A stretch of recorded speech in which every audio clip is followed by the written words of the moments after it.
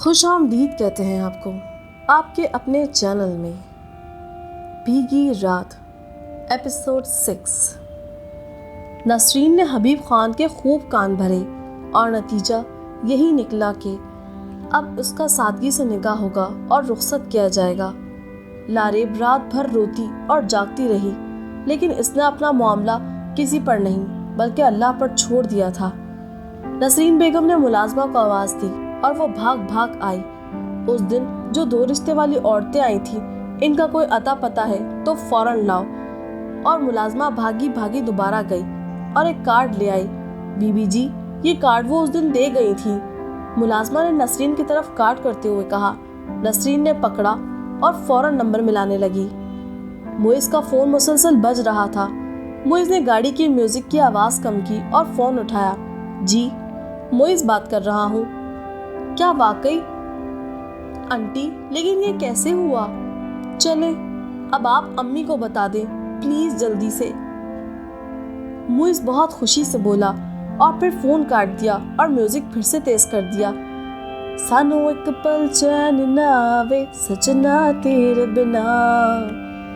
ہائے، معیز بولا اور گانے کے ساتھ ساتھ گانا گنگنانے لگا۔ معیز کی امی بھی خوش تھیں، آخر ایک لوتا بیٹا، اور وہ بھی اتنا اچھا رشتہ جو تھا۔ کم عمر، پیاری اور پڑھی لکھی لڑکی، ہر طرح کے طور طریقے جانتی ہے۔ رشتے والی عورتوں نے وہی گنگائے جو معیز نے کہے، اور معیز کی امی خوش۔ نسرین نے گھر میں بھی رات کو چائے کا انتظام کر لیا تھا۔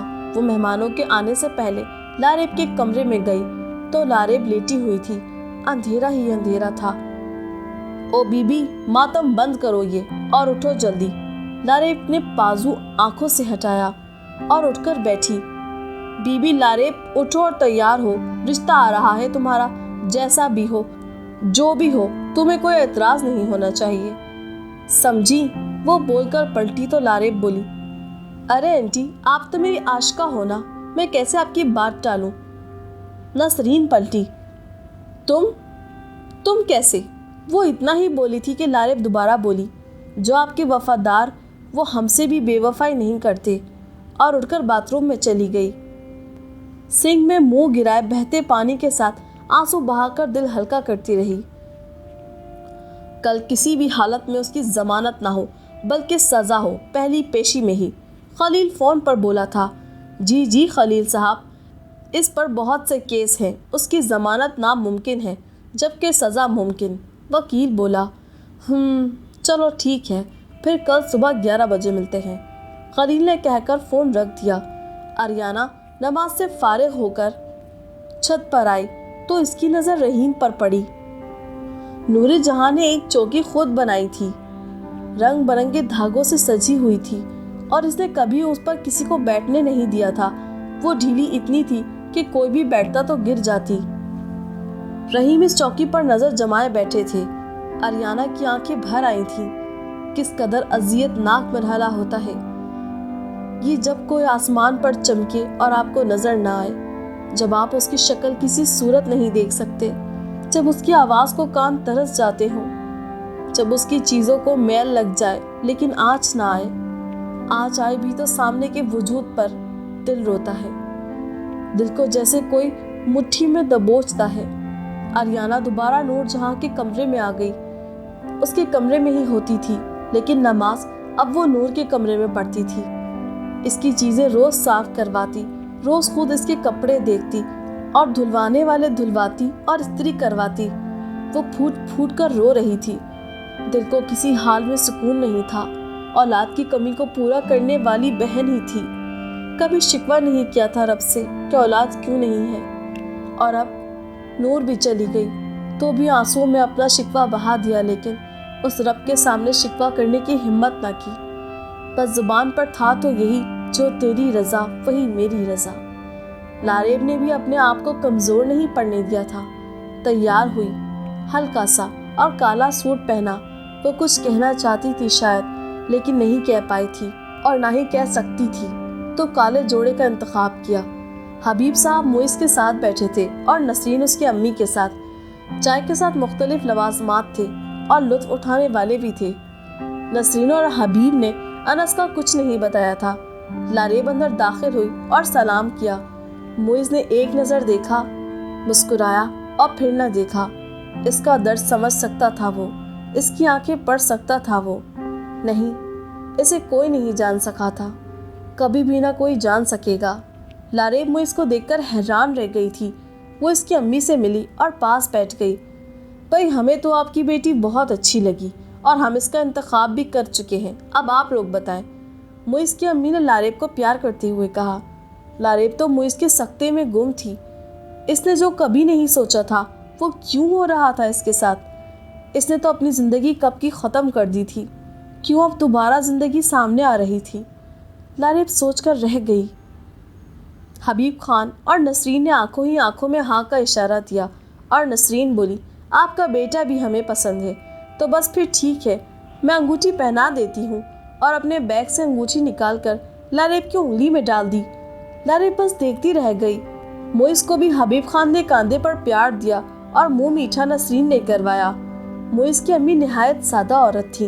वो ज़्यादा उलझनों में पड़ना नहीं चाहती थी, ना इनका कोई लंबा ख़ानदान था।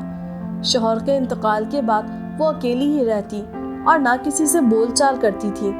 ख़ानदान वाले समझते ही गलत थे, तो बस अब चट मंगनी तो हो गई थी, पर ब्याह होना था। उस मुलाजमा को नसरीन ने फ़ौरन फारिग कर दिया था और वो बेचारी शुक्र करती निकल गई। वो खुद जासूसी करते करते थक चुकी थी। क्या वो मेरा हो चुका है? हाँ, मैं अब तुम्हारा और तुम मेरी। लेकिन मेरी ज़िंदगी तो, अरे नहीं, ज़िंदगी तो अब शुरू हुई है, लेकिन मेरी ज़िंदगी तो इख्तिताम को है। ऐसा मत सोचो, मैं हूँ ना तुम्हारे पास, तुम्हारे साथ। अरे अब कुछ मत बोलना बस। मुइज़ और लारेब के दिलों की धड़कनें तक मिलती थी, लेकिन वक्त नहीं लारेब के पास। शायद इतना वक्त नहीं था कि वो ज़िंदगी कैसे गुजारेगी सोचती। वो बस जीना चाहती थी, लेकिन मुश्किल था। मुइज़ ने बिस्तर पर लेटते हुए पुकारा, जाने मुइज़। लारेब ने आंखें मौन ली और बोली, हुक्म। हो गई ना मेरी। मुइज़ ने दूसरी तरफ रुख किया। लारेब ने भी दूसरी तरफ रुख किया और बोली, जीत गई तुम्हारी पहली नज़र की पहली मोहब्बत। लारेब और मुइज़ के दिल आपस में गुफ्तगू कर रहे थे। जवाब और सवाल खुद से ही थे, बस तसव्वुर था एक दूसरे का अपने करीब। अदालती कमरे में सब मौजूद थे, अरियाना जहां के अलावा और हबीब खान के अलावा सब थे। कई वो थे जिनका कोई वास्ता न था और कई वो थे जिनका मुजरिम था अनस। केस चल रहा था, हर बंदे से तफसील ली गई और फैसले का वक्त आ गया। नसरीन के जिस्म का खून तक खुश्क हो चुका था। तमाम सबूत अनस को मुजरिम साबित कर रहे थे और हमारे कानून के मुताबिक इसको सज़ा सुना दी गई।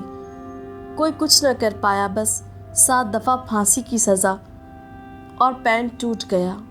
नसरीन बेगम ने हाथ जोड़े, माफ़ी के लिए नहीं बल्कि एक दफ़ा अपने बेटे को गले लगाने के लिए। वहाँ हर आंख नम थी। नसरीन बेगम घर रोती रोती पहुँची तो हबीब खान ने नज़रें फेर ली। लारेब पास ही सोफे पर बैठी थी।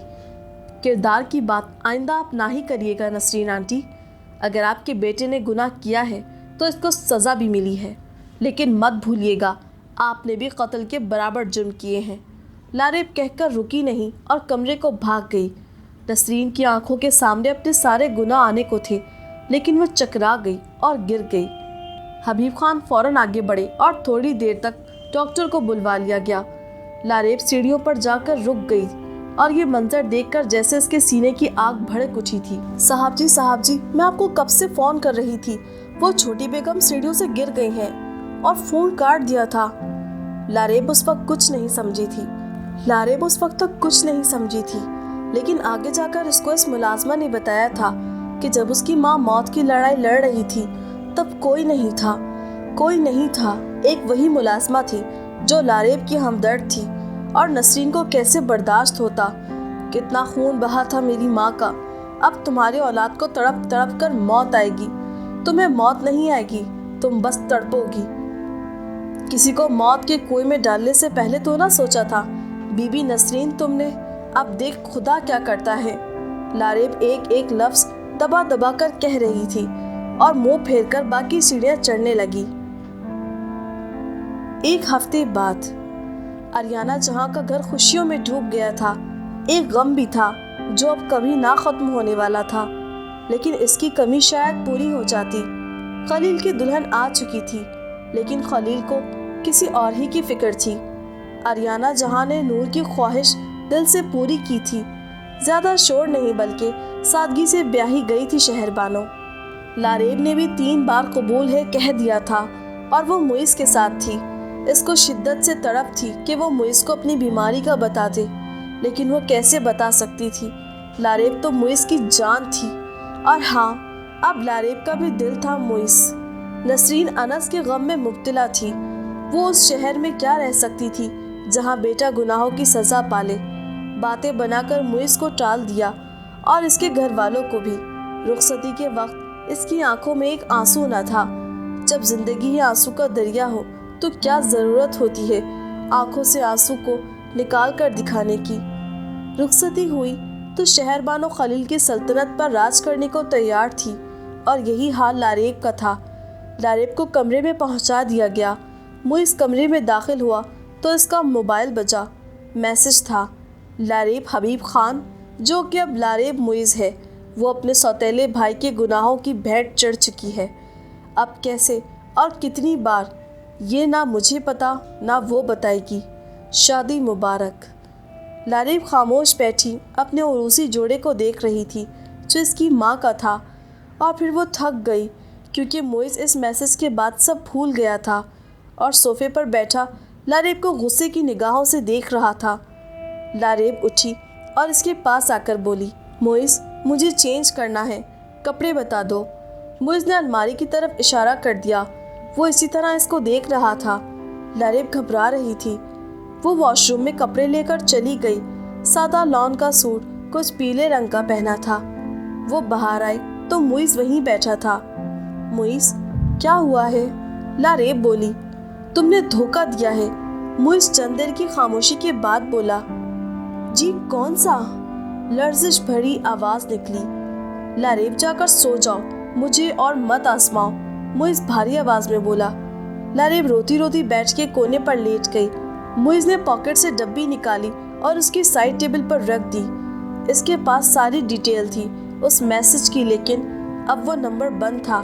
کون ہے یہ خلیل؟ ہے کون؟ میں کیسے پتا کروں اس سچ کا؟ یہ سچ ہے یا جھوٹ؟ معیز خود سے بول رہا تھا۔ لاریب سن چکی تھی۔ اس کو نیند کہاں تھی؟ وہ زیر لب خلیل نام بڑبڑائی۔ یہ کہیں سنا سنا سا لگ رہا ہے، اس کے ذہن میں آیا، لیکن اس وقت اس کو کچھ سمجھ نہیں آ رہی تھی۔ اپنے ساتھ لائے گئے بیگ میں سے اسے میڈیسن لینی تھی، لیکن ممکن نہیں لگ رہا تھا۔ معیز واش روم سے نکل آیا تھا۔ لاریب نے فوراً دروازے کی آواز پر آنکھیں بند کر لی۔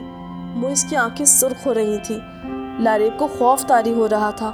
وہ بغیر دیکھی ہی جانتی تھی معیز کو غلط فہمی ہوئی ہے۔ شہر بانو کے ساتھ خلیل نے زندگی کا سہانا سفر شروع کر لیا تھا، لیکن کسی کی 2 دن کی زندگی کی خوشیاں چھین کر کیسے کوئی خوش حیاتی پا سکتا ہے؟ 1 دن کی خوشی بس لو، چلو 2 دن کی بس۔ زندگی میں اگلے لمحے کا اندازہ نہیں تو کیا کرنا ہے ایسی خوشیوں کا؟ لو چلو دل کی تسکین کے لیے ہی صحیح، مگر خدا خوفی کا کون ڈر کھائے گا؟ آریانہ جہاں نے شکرانے کے نفل ادا کیے اور رحیم نے بھی سکون کی نیند لی۔ امید کرتے ہیں آپ کو آج کی یہ ایپیسوڈ پسند آئی ہوگی۔ جلد حاضر ہوں گے اگلی ایپیسوڈ کے ساتھ۔ شکریہ۔